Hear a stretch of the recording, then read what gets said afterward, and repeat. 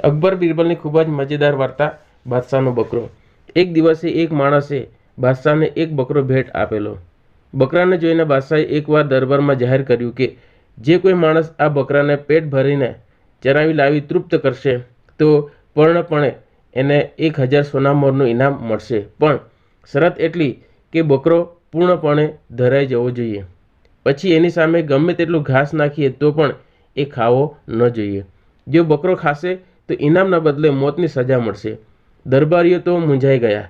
બકરાની જાત જ ખાઉધરી હોય છે એ બધા જાણતા હતા। એને ગમે એટલું ખવડાવો તોય એ મોઢું માર્યા વગર ન રહે। આમાં તો હાથે કરીને જીવ ખોવા જેવું હતું, એટલે કોઈ તૈયાર ન થયું। છેલ્લે બાદશાહે બિરબલ સામે જોઈને કહ્યું, બિરબલ, ઇનામ મેળવવાની ઈચ્છા છે? જાપના, બિરબલ બોલ્યો। બકરાને ધરેને ખવડાવે એટલું ઘાસ લાવવાનો ખર્ચ જો તમે આપો તો અવશ્ય હું બકરાને તૃપ્ત કરી દઉં।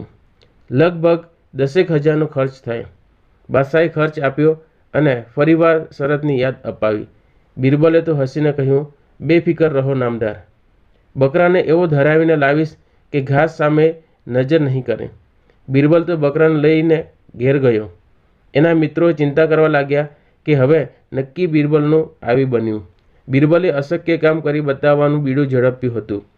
બિરબલે બકરા સામે ઘાસ નાખ્યું અને જ્યાં બકરો ઘાસ ખાવા ગયો ત્યાં મોઢા પર જોરથી લાકડી ફટકારી। આમ બકરાએ જેટલી વાર ઘાસ ખાવાનો પ્રયત્ન કર્યો એટલી વાર લાકડીના ફટકા મોઢા પર પડ્યા। આખરે બકરાને લાગ્યું કે ઘાસમાં મુખ નાખીશ તો લાકડી પડશે।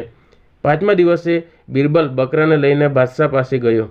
એણે બકરાને ઘાસનું એક તણકલું પણ ખવડાવ્યું ન હતું, છતાં એ બોલ્યો, બાદશાહ સલામત, મેં આ બકરાને રૂપિયા 10,000નું ઘાસ ખવડાવી દીધું છે। હવે આ બકરો ધરાઈ ગયો છે, હવે એ ઘાસમાં મોઢું પણ નહીં નાખે। તમે તમારી ખાતરી કરી લો।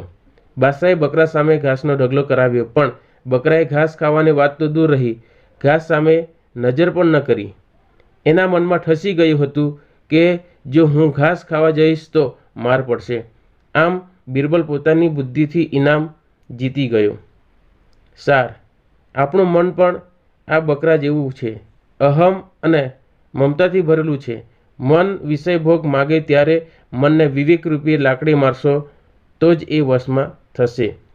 Thanks for watching.